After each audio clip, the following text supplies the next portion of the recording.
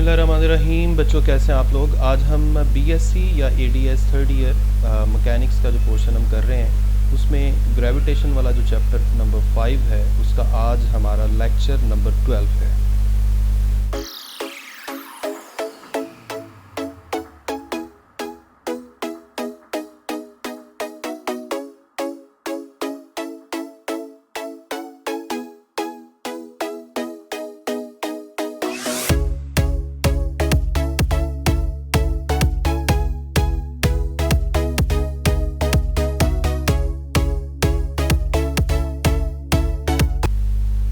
चलें जी, हम शुरू करते हैं।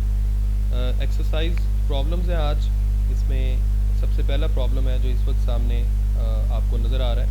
The planet Mars has satellite Phobos which travels in an orbit of radius. उसने ऑर्बिट का रेडियस बता दिया है, ये है ऑर्बिट का रेडियस और ये है उस ऑर्बिट के अंदर सैटेलाइट के रिवॉल्व करने का टाइम पीरियड। तो कह रहे हैं जी अंदर जो प्लैनेट है उसका मास निकालें। तो यहाँ पर भी हम कैपलर्स लॉ ऑफ पीरियड वाला जो फॉर्मूला है वो यूज़ करेंगे। ये आप देखें, ये वही फॉर्मूला है जो हम पहले भी काफ़ी दफ़ा पिछले सैम्पल प्रॉब्लम्स में कर चुके हैं। सबसे पहले तो आपने रेडियस जो है उसको किलोमीटर से मीटर में शिफ्ट किया। टाइम पीरियड को आपने मिनट्स से और मिनट से आपने सेकंड में शिफ्ट किया। वो कैसे करेंगे? अगर आप 7 को मल्टीप्लाई कर देंगे 3600 के साथ और इसमें ऐड कर देंगे 39 मल्टीप्लाइड बाई 60, तो ये सेकंड में कन्वर्ट हो जाएगा, क्योंकि 39 मिनट का मतलब है 39 मल्टीप्लाइड बाई 60 सेकेंड्स और 7 आवर का मतलब है 7 मल्टीप्लाइड बाई 3600 सेकेंड। तो इन दोनों को ऐड करना पड़ेगा, तो आपके पास सेकंड में टाइम आ जाएगा जो यहाँ पर आपको लिखा नज़र आ रहा है 27540 सेकेंड। फिर आपने कैपलर्स लॉ ऑफ पीरियड वाला जो टाइम पीरियड का फॉर्मूला है उसको यूज़ किया, इसको थोड़ा सा रीअरेंज किया, मैथ्स को इस तरफ ले गए और टाइम पीरियड के स्क्वायर को नीचे ले आए, तो आपके पास ये वाला रिलेशन बन जाएगा 4 pi square divided by GT square multiplied by R cube. तो ये सारी वैल्यूज़ जो हैं वो गिवन है। पाई की जगह 3.1416 पुट करेंगे।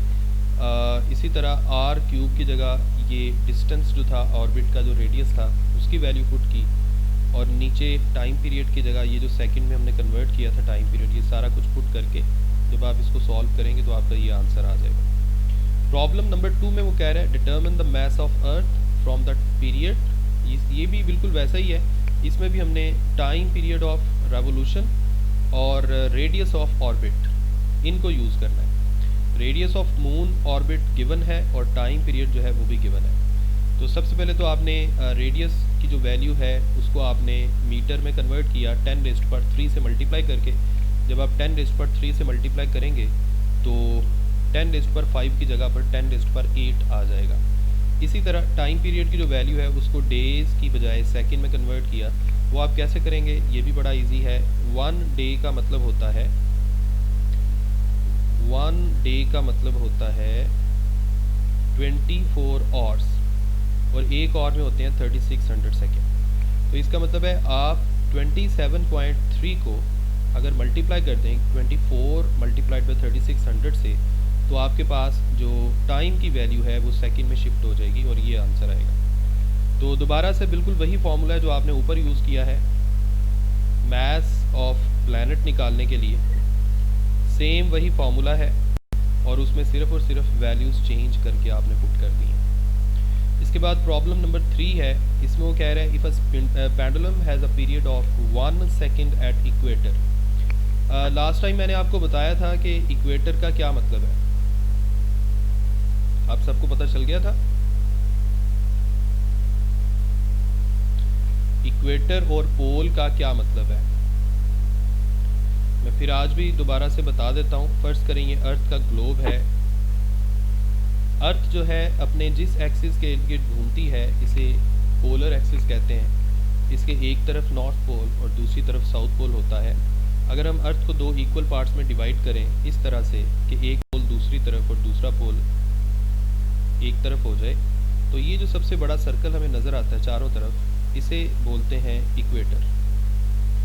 तो यहाँ पर वो ये कह रहा है कि अगर हम सिंपल पेंडुलम को अर्थ के इक्वेटर वाली पोजीशन पे रखेंगे तो टाइम पीरियड की वैल्यू आती है 1 सेकेंड। वो कह रहे हैं what would be its time period at the south pole. वो कह रहा है अगर उसे साउथ पोल पे रखा जाए तो फिर टाइम पीरियड की वैल्यू क्या होगी। तो अब आप ऐसा करें, यहाँ पर आपको एक वैल्यू याद होनी चाहिए इक्वेटर पे एक्सेलरेशन ड्यू टू ग्रेविटी की वैल्यू। एक बात याद रखें कि एक्सेलरेशन ड्यू टू ग्रेविटी की वैल्यू जो हम 9.8 कहते हैं, ये वैल्यू असल में नॉर्थ या साउथ पोल पर होती है। पोल्स पर जो वैल्यू है ये एक्सेलरेशन ड्यू टू ग्रेविटी की मैक्सिमम होती है, और इक्वेटर पर आते आते ये वाली वैल्यू जो है इसमें थोड़ी सी कमी आ जाती है। यानी अगर मैं कंपेयर करूं सारे पोजीशंस पे एक्सेलरेशन ड्यू टू ग्रेविटी की वैल्यू को, तो सबसे ज़्यादा वैल्यू है पोल्स पर, चाहे वो नॉर्थ पोल है चाहे साउथ पोल है। उससे कम वैल्यू होती है इक्वेटर पर, और फिर जैसे जैसे हम एल्टीट्यूड की तरफ जाते हैं या अर्थ की डेप्थ में जाते हैं, अर्थ के अंदर जाते हैं, तो वैसे वैसे एक्सेलरेशन ड्यू टू ग्रेविटी की वैल्यू में कमी आती है। तो इक्वेटर पे जो इसकी वैल्यू होती है वो आपको ये याद रखनी पड़ेगी। Time period of simple pendulum का फार्मूला यूज़ किया, ये हमने एफएसए में भी पढ़ा हुआ है। आप यहाँ भी वेव्स वाला जो ऑसिलेशन वाला पोर्शन जब हम शुरू करेंगे तो उसमें आप टाइम पीरियड का ये फार्मूला प्रूव भी करेंगे। तो यहाँ से आपने क्या किया, आपने लेंथ की वैल्यू निकाल ली। अगर हम टाइम पीरियड के इस फार्मूला से थोड़ा सा इसको रीअरेंज करें तो ये बन जाएगा t² g डिवाइडेड बाय 4π²।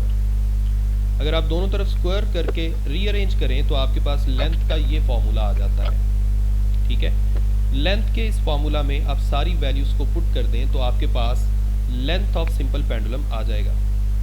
अब इसी सिंपल पेंडुलम को अब हमने लेकर जाना है साउथ पोल पर। मैंने आपको बताया था कि साउथ पोल है या नॉर्थ पोल है, वहाँ पर एक्सेलरेशन ड्यू टू ग्रेविटी की वैल्यू मैक्सिमम होती है। ये वैल्यू भी आपको याद करनी पड़ेगी, बल्कि ये तो हम पहले से भी जानते हैं 9.8 मीटर पर सेकेंड स्क्वायर। अब दोबारा से टाइम पीरियड का वही फार्मूला यूज़ किया। बेटा आप लोग अपने माइक को ऑफ रखें, आपकी बार बार थोड़ी सी डिस्टर्बेंस हो रही है और ये डिस्टॉर्शन करेगी, आवाज़ की समझने में मुश्किल होगी। टाइम पीरियड का जो फॉर्मूला है इसको हमने यूज़ किया, लेंथ की वो वाली वैल्यू पुट की जो हमने पार्ट ए में कैलकुलेट की है, लेंथ की वैल्यू पुट की, और एक्सेलरेशन ड्यू टू ग्रेविटी की वैल्यू जो है वो 9.8 पुट की। ठीक है, लेंथ की वैल्यू भी पुट की। इस तरह से आपके पास जो टाइम पीरियड का आंसर आएगा वो कुछ इतना आएगा, ये तकरीबन बनेगा 0.998 सेकेंड। ठीक है, जब आप डेसिमल को 3 डिजिट राइट साइड पे ले आएंगे तो ये बन जाएगा 998 इंटू 10⁻³ सेकेंड, और इसको हम मिली सेकेंड भी कह सकते हैं। तो यहाँ पर जो आंसर गिवन है वो मिली सेकेंड में गिवन है। उसके बाद है जी प्रॉब्लम नंबर 4। प्रॉब्लम नंबर 4 में कह रहा है at what altitude above the earth surface is the free fall acceleration equal to this. तो यहाँ पर वो कह रहा है कि हमने ऑब्जेक्ट को अर्थ के सरफेस से थोड़ा हाइट पर लेकर जाना है, और ये बताएं कि वहाँ पर एक्सेलरेशन ड्यू टू ग्रेविटी क्या होगी। तो इसमें जी आपने ये एक फॉर्मूला पढ़ा था, acceleration due to gravity at height h, ये वैल्यू हमने लिखी थी। इसमें जो स्मॉल g है ये acceleration due to gravity at surface of earth को जाहिर कर रहा है। तो आपने सिंपली क्या करना है, फॉर्मूला में सारी वैल्यूज़ को पुट करके h की वैल्यू निकालनी है। ठीक है, अगर मैं इस फॉर्मूला को थोड़ा सा रीअरेंज करूं, आप ज़रा गौर से देखें, ये बन जाएगा 1 + h डिवाइडेड बाय r, सारे का square is equal to g divided by gh। अब आप ऐसा करें, दोनों तरफ स्क्वायर रूट ले लें, 1 + h g, 1 + h divided by r is equal to g divided by gh का स्क्वायर रूट। अब हम ऐसा करते हैं, इस 1 को दूसरी तरफ ले जाते हैं, आपके पास बन जाएगा h/r is equal to g/gh, सारे का स्क्वायर रूट -1। यहाँ से h की वैल्यू आ जाएगी g divided by gh square root -1, और सारे का उसको मल्टीप्लाई हम कर रहे हैं आर के साथ। एक दफ़ा जब फार्मूला बन जाता है तो उसके बाद वैल्यूज़ को पुट करके आंसर निकालना ईजी हो जाता है। अब आप वैल्यूज़ को पुट कर सकते हैं। जी की जगह पुट करेंगे 9.8। जी क्या है? Acceleration due to gravity at the surface of earth. Ji H की वैल्यू उसने बता दी थी 7.35। जी एच की जगह पुट करेंगे 7.35, सारे का स्क्वायर रूट -1 करना है और फिर जो भी आंसर आएगा उसको रेडियस ऑफ अर्थ के साथ मल्टीप्लाई करना है। रेडियस ऑफ अर्थ की वैल्यू होती है जी ये 6.4 मल्टीप्लाइड बाई 10⁻6 मीटर। तो ये सारी वैल्यूज़ जो हैं जब आप इनको सॉल्व करेंगे, यानी पहले आपने इसका स्क्वायर रूट निकालना है, उसमें से 1 को माइनस करना है, फिर जो आंसर आए उसको इस सारी वैल्यू से मल्टीप्लाई कर देंगे तो आपके पास यही आंसर आएगा जो यहाँ पर आपको नज़र आ रहा है। 990 मल्टीप्लाइड बाई 10⁻³ मीटर आएगा सबसे पहले, फिर बाद में 10⁻³ को हम किलो में शिफ्ट कर सकते हैं। ठीक है जी, ये था आपका न्यूमेरिकल नंबर 4। सर एक ये दोबारा कर दे। मैं कर देता हूँ। इसमें देखें आपने वो जो हाइट वाला दोबारा रिपीट कर देंगे न्यूमेरिकल। जी मैं कर देता हूँ। जो हाइट वाला फार्मूला था उसको आपने एज इट इज़ लिखा। ये जो हमने पहले पढ़ा भी था इसी चैप्टर के शुरू में, effect of altitude on the acceleration due to gravity. इसमें ये वाला जो फार्मूला है इसमें जी एच का मतलब है acceleration due to gravity at some height. Small g जो है ये acceleration due to gravity at surface of earth को जाहिर कर रहा है और एच जो है ये हाइट है। इसी तरह से ये जो कैपिटल आर है ये रेडियस ऑफ अर्थ को जाहिर कर रहा है।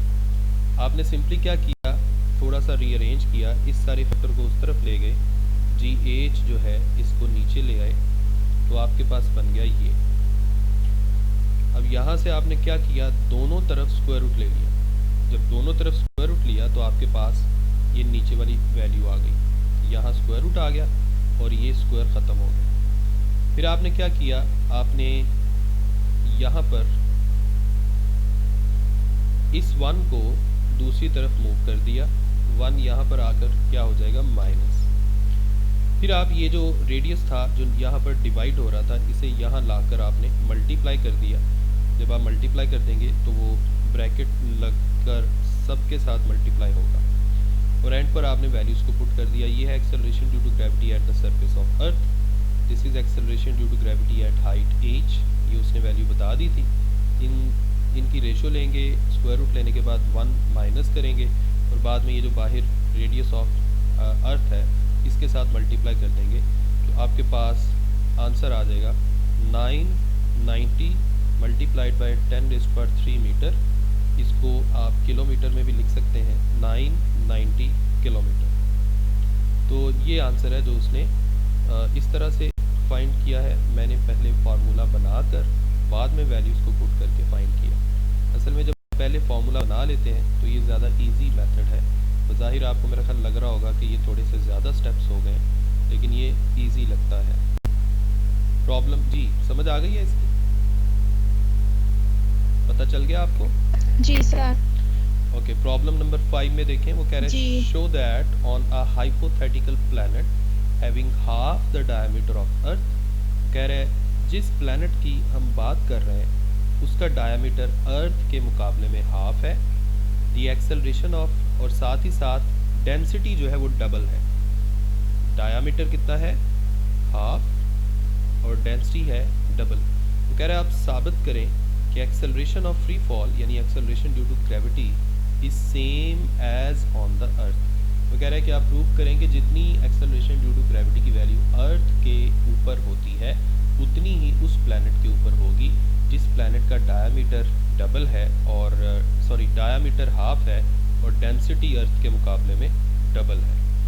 तो ये दो चीज़ें हैं जो गिवन है। डायमीटर ऑफ प्लैनेट, डी का मतलब है diameter of that planet, D का मतलब है डायमीटर ऑफ अर्थ, और ये है रो पी का मतलब है डेंसिटी ऑफ दैट प्लैनेट जिसकी बात हो रही है, और रो ई का मतलब है डेंसिटी ऑफ अर्थ। अच्छा, यहाँ पर हम जानते हैं, हमने बल्कि ये कैलकुलेशन भी की हुई है, मैस को हम लिख सकते हैं ना, density multiplied by volume. Density equal होती है मैस डिवाइडेड बाय वॉल्यूम।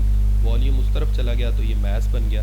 अच्छा, अच्छा, फिर हमने एक एक्सेलरेशन ड्यू टू ग्रेविटी का फॉर्मूला लिखा था, अगर आपको याद हो, G M divided by are का स्क्वायर। ये तो जनरल फॉर्म होती है ना, इसमें एम के नीचे छोटा सा ई, आर के नीचे भी ई लिख दिया, यहाँ भी ई लिख दिया। इसका मतलब क्या है कि ये हम अर्थ की बात कर रहे हैं। अगर आप यहाँ पर मैस ऑफ अर्थ की वैल्यू डेंसिटी की फॉर्म में पुट कर दें तो आपके पास कुछ ऐसा बन जाएगा। मैस ऑफ अर्थ की जगह आप पुट कर देंगे ये सारा कुछ।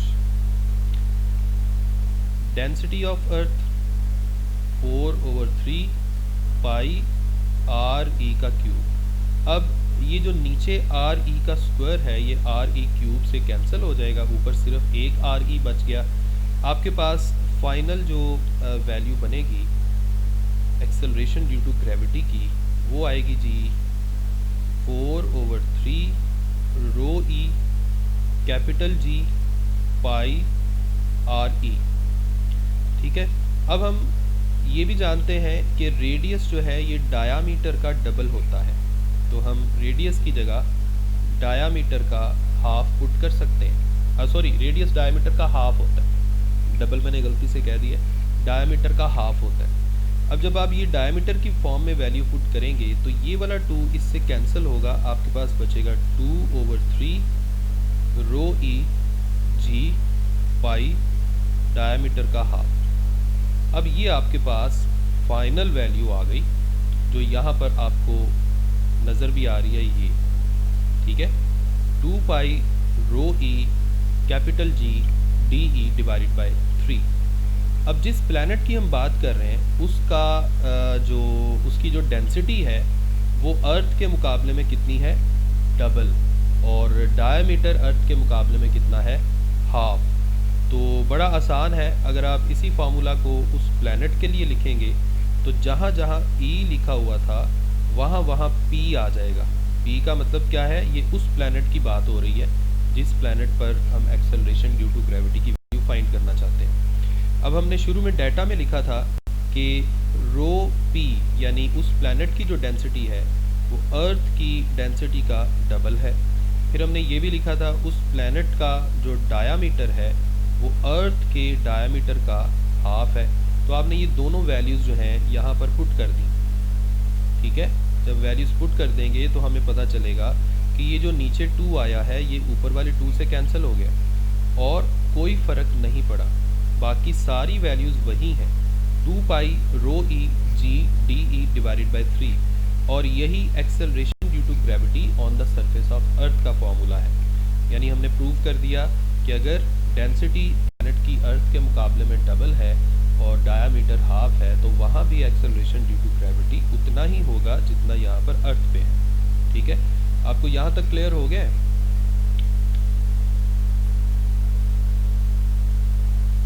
जी सर।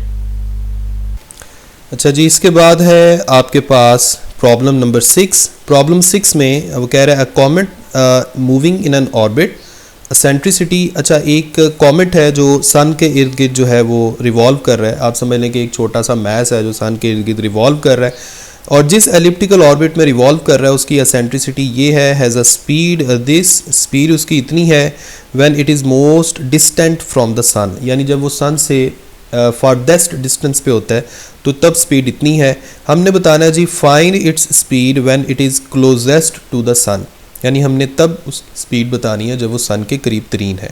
तो जो क्लोजेस्ट जो स्पीड होगी जब वो सन के करीब तरीन होगा, कहने का मतलब ये है कि ये उसका पाथ है और फ़र्ज़ करें यहाँ पर सन है, जब वो यहाँ से पास कर रहा था तो तब उसकी जो स्पीड थी उसको हम नाम देंगे VA के साथ ज़ाहिर करेंगे, और जब वो यहाँ से पास कर रहा होगा तो इस वक्त उसकी जो स्पीड होगी उसे हम VP से ज़ाहिर करेंगे। ठीक है, आपने VP की वैल्यू निकालनी है, तो ये उसी एलिप्स के फार्मूला को यूज़ करके हम VP की वैल्यू जो है वो फाइंड कर सकते हैं। 1 + E डिवाइडेड बाय 1 - E, ये सारी वैल्यूज़ जब आप पुट करेंगे, एसेंट्रिसिटी की वैल्यू यहाँ पे पुट करेंगे और speed when it is farthest from the sun ये वैल्यू पुट करेंगे, तो आपके पास सबसे पहले जो आंसर आएगा वो मीटर में आएगा 58.3 मल्टीप्लाइड बाई 10⁻³ मीटर। इसको आप फिर किलोमीटर में कन्वर्ट कर सकते हैं। प्रॉब्लम नंबर 7 में कह रहा है a neutron star may have mass equal to sun but radius 10 kilometre. यानी न्यूट्रॉन स्टार जिसकी बात हो रही है उसका मास सन के बिल्कुल इक्वल है, लेकिन रेडियस की वैल्यू उसने डिफरेंट बताई है। What is gravitational acceleration at the surface of such star. तो हमने उस स्टार के ऊपर ग्रेविटेशनल एक्सेलरेशन की वैल्यू बतानी है। तो यहाँ पर आपको मास ऑफ सन की वैल्यू याद होनी चाहिए, क्योंकि वो कह रहा है कि इसका जो मास है वो सन के मास के इक्वल है। तो हमें एक्सेलरेशन ड्यू टू ग्रेविटी का ये बेसिक फार्मूला आता है gm divided by radius of planet का स्क्वायर। रेडियस ऑफ प्लैनेट जो है ये भी गिवन है और बाकी कैपिटल G की वैल्यू आप पुट करेंगे और यहाँ पर मास की वैल्यू पुट करेंगे, आपके पास वो आंसर आ जाएगा। दूसरा काम जो वो कह रहा है वो आपने क्या करना है, how fast the object would be moving if it falls from rest through a distance of 1.2 metre. अब यहाँ पर डिस्टेंस की वैल्यू गिवन है, एक्सेलरेशन ड्यू टू ग्रेविटी जो है वो हम फाइंड कर चुके हैं, ये एक्सेलरेशन है हमारा, इसकी वैल्यू पुट करेंगे। इनिशियल वेलोसिटी 0 है, फाइनल वेलोसिटी हमने फाइंड करनी है। यानी एक ऑब्जेक्ट को हमने ड्रॉप किया उस प्लैनेट के ऊपर, इनिशियली 0 वेलोसिटी थी, तो अगर वो एक ख़ास डिस्टेंस फॉल कर जाएगा जो डिस्टेंस उसने बताया है, तो उसकी फाइनल वेलोसिटी क्या होगी।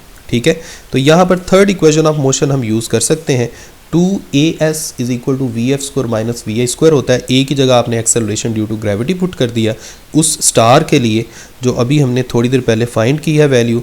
इन सारी वैल्यूज़ को पुट करने पे आपके पास वी एफ स्क्वायर की वैल्यू आएगी और बाद में जब आप स्क्वायर रूट लेंगे तो आपके पास फाइनल आंसर आ जाएगा ये वाला। इसके बाद प्रॉब्लम नंबर 8 में कह रहा है the sun centre is at one focus of the earth orbit. वो कह रहा है अर्थ के ऑर्बिट के एक फोकस के ऊपर सन पड़ा हुआ है, ये हम पहले से जानते हैं। यानी यहाँ पर फर्ज करें सन है, how far is it from the other focus, यानी दूसरे फोकस से हमने उसका डिस्टेंस निकालना है। अगर हम इस डिस्टेंस को स्मॉल d से जाहिर करते हैं, अच्छा इसमें उसने express your answer in terms of radius of sun. वो कह रहा है अपने आंसर को रेडियस ऑफ सन की फॉर्म में आपने लिखना है। The eccentricity of earth orbit is given, eccentricity of earth orbit given है और सेमी मेजर एक्सिस यानी ए की वैल्यू भी गिवन है। हम जानते हैं डायग्राम में भी हमें नज़र आ रहा है कि ये जो स्मॉल d है ये AE मल्टी प्लस AE के इक्वल है, यानी AE का डबल है, तो ये 2AE हो जाएगा। ए की वैल्यू सेमी मेजर एक्सिस की वैल्यू भी गिवन है और एसेंट्रिसिटी की वैल्यू भी गिवन है। इस तरह से आपके पास d की वैल्यू आ गई। अब वो कह रहा था इस d की वैल्यू को आपने रेडियस ऑफ सन की फॉर्म में लिखना है, तो ऐसा करें यहाँ पर रेडियस ऑफ सन से मल्टीप्लाई और डिवाइड कर दें, कोई फ़र्क तो नहीं पड़ेगा। अब ऊपर रेडियस ऑफ सन को ऐसे ही रहने दें, नीचे उसकी वैल्यू पुट कर दें। फिर हम क्या करेंगे, ऊपर वाली ये वाली जो वैल्यू है और ये वाली वैल्यू इनको सॉल्व कर लेंगे, उसका आंसर आ जाएगा ये, और साथ RS वैसे ही लिखा जाएगा। ठीक है, इसके साथ यूनिट भी आएगा और यूनिट क्या आएगा, मीटर, और वो मीटर असल में RS के अंदर ही मौजूद है, इसलिए यहाँ पर मेंशन नहीं किया गया। प्रॉब्लम नंबर 9 में कह रहा है जी the artificial satellite in a circular orbit about earth state how varies the following with radius of orbit. Time period की वैल्यू रेडियस के लिहाज से किस तरह वेरी करती है, काइनेटिक एनर्जी की वैल्यू और एंगुलर मोमेंटम और स्पीड की वैल्यू कैसे वेरी करती है। सबसे पहले हम जानते हैं जी कोई भी सैटेलाइट, फर्ज करें कोई भी सैटेलाइट है वो रिवॉल्व कर रहा है अपने ऑर्बिट में, तो इन दोनों मैसेज के दरमियान जो फोर्स ऑफ अट्रैक्शन है जिसे आप ग्रेविटेशनल फोर्स भी कहते हैं, उसका फॉर्मूला क्या होगा, ये वाला। इसमें स्मॉल m जो है ये सैटेलाइट का मैस है, कैपिटल M प्लैनेट का मैस है और स्मॉल r जो है इन दोनों के दरमियान डिस्टेंस है। हम जानते हैं कि सेंट्रीपिटल फोर्स का ये फार्मूला है। हम जानते हैं कि फोर्स ऑफ ग्रेविटी जो है यही असल में सेंट्रीपिटल फोर्स प्रोवाइड करती है, तो इसलिए दोनों को इक्वेट कर दिया। दोनों को इक्वेट करके ओमेगा जो है उसकी जगह हमने पुट कर दिया, यहाँ पर ओमेगा स्क्वायर की वैल्यू आएगी। देखें ये स्मॉल m जो है, स्मॉल m इससे कैंसिल हो गया, आपके पास स्मॉल r इस तरफ आ जाएगा, तो यहाँ से ओमेगा स्क्वायर की वैल्यू आ जाएगी gm डिवाइडेड बाय r का क्यूब। ठीक है। अब ये जो टाइम पीरियड है, इस टाइम पीरियड का अगर स्क्वायर किया जाए तो ये बनेगा 4 पाई डिवाइडेड बाय ओमेगा स्क्वायर। अब यहाँ जो ओमेगा स्क्वायर की ऊपर वैल्यू आई थी उसको यहाँ पर पुट करेंगे तो बनेगा G M divided by are cube. ये बन जाएगा 4 pi R cube divided by G M. ये टाइम पीरियड का स्क्वायर आपके पास आ गया। असल में यही फॉर्मूला था जो हमने केपलर्स लॉ ऑफ पीरियड में भी डेराइव किया था। ये फॉर्मूला हमने लिखा और बाद में दोनों तरफ अगर आप स्क्वायर रूट ले लें, यानी इस तरफ और इस तरफ भी स्क्वायर रूट ले लें, तो हम समझ जाएंगे कि टाइम पीरियड जो है ये डायरेक्टली प्रोपोर्शनल है रेडियस की पावर 3/2 के, क्योंकि यहाँ r की पावर 3 है। जब स्क्वायर रूट लेंगे तो उसकी पावर भी 1/2 इसके साथ शामिल हो जाएगी, तो बन जाएगा 3/2। बाकी सारा कुछ, बाकी जितना भी फैक्टर है यानी 4 pi square divided by G M, सारे का स्क्वायर रूट ये कांस्टेंट है, इसलिए इसको हम नहीं लिखते, इक्वालिटी प्रोपोर्शनैलिटी में कन्वर्ट हो गई। इसी तरह काइनेटिक एनर्जी का फार्मूला होता है हाफ एम वी स्क्वायर, और वी स्क्वायर की जगह हम लिख सकते हैं आर स्क्वायर ओमेगा स्क्वायर, क्योंकि हम जानते हैं v is equal to r omega की इक्वल होता है। यहाँ से हमें पता चल गया kinetic energy is directly proportional to kinetic energy is directly proportional to r square. इसी तरह बल्कि एक सेकंड, यहाँ पर हमने थोड़ी सी मिस्टेक कर दी है, directly proportional to r square नहीं बनेगा,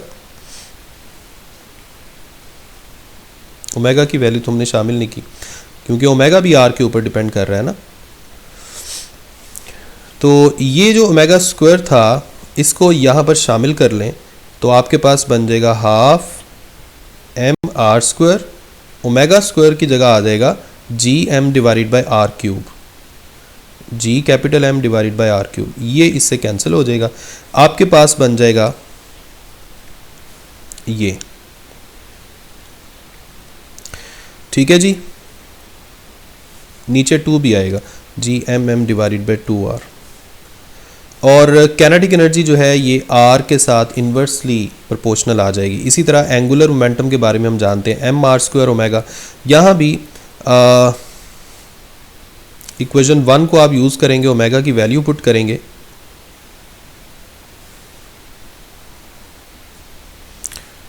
ये देख लें,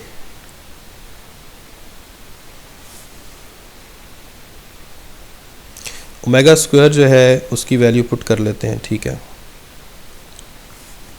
अच्छा, इसे ऐसे करें, एल स्क्वायर इक्वल आ जाएगा एम स्क्वायर आर की पावर 4 ओमेगा स्क्वायर।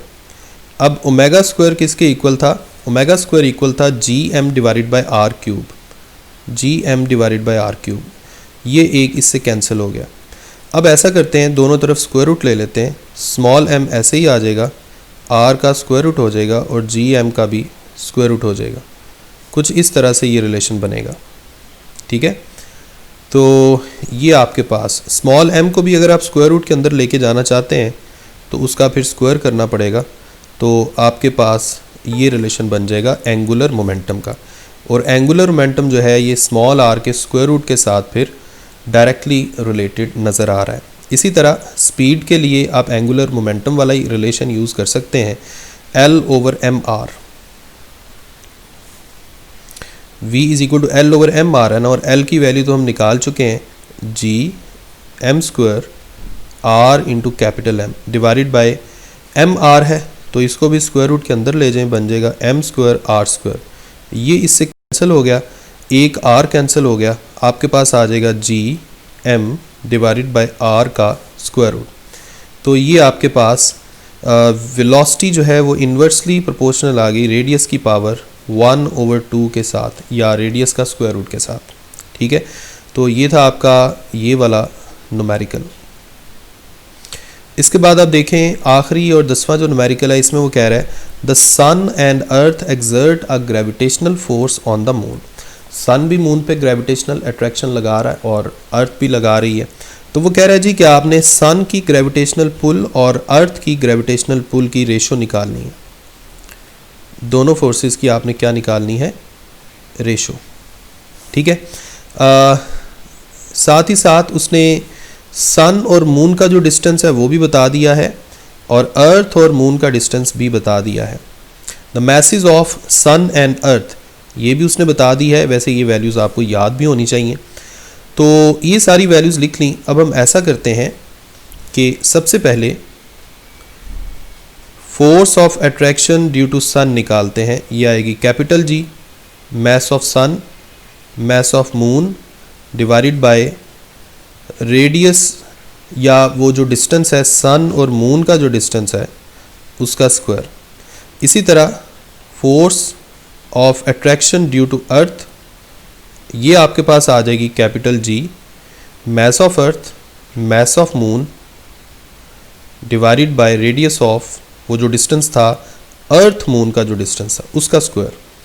अब इन दोनों फोर्सेस की रेशो निकाल लें। जब सन की फोर्स ऊपर लिखेंगे और अर्थ वाली जो फोर्स है वो नीचे लिखेंगे तो कुछ ऐसे बन जाएगा, divided by r s m का स्क्वायर। वो दूसरे वाला फैक्टर जब ऊपर आएगा तो उलट जाएगा, तो आर ई एम का स्क्वायर ऊपर आ गया, जी मास ऑफ अर्थ और मास ऑफ मून ये नीचे आ गया। अब यहाँ पर कैपिटल जी आपस में कैंसिल हो जाएंगे, मास ऑफ मून आपस में कैंसिल हो जाएंगे। आपके पास सिर्फ बचेगा जी, आपके पास सिर्फ बचेगा mass of sun divided by mass of earth, r earth moon distance का स्क्वायर और सन मून डिस्टेंस का स्क्वायर। जो यहाँ पर डायरेक्ट फॉर्मूला लिखा हुआ आपको नज़र आ रहा है ये वाला, इसमें सिंपली आपने वैल्यूज़ पुट करनी है जो चारों वैल्यूज़ गिवन है। बस करना ये है कि जो डिस्टेंसेस गिवन है वो किलोमीटर्स में गिवन है, इनको आपने पहले मीटर में कन्वर्ट कर लेना और बाद में पुट करें। अगर आप मीटर में कन्वर्ट ना भी करें फिर भी कोई मसला नहीं है। उसकी वजह यह है कि ये रेशो की फॉर्म में है और रेशो की फॉर्म में जो एक जैसे यूनिट्स हैं उन्होंने कैंसिल हो जाना है। तो चाहे ऊपर भी किलोमीटर रखें नीचे भी फिर किलोमीटर रखना पड़ेगा, वो कैंसिल हो जाएंगे और यूनिट लेस आंसर आ जाएगा। तो ये आपके पास 2.25 आंसर आ गया। तो ये था जनाब आपका न्यूमेरिकल नंबर 10।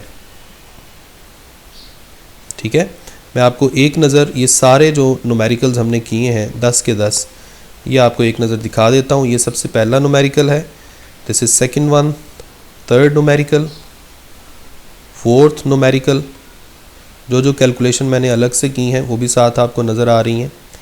इसी तरह से ये 6 numerical, numerical number 7, numerical number 8, 9 and numerical number 10।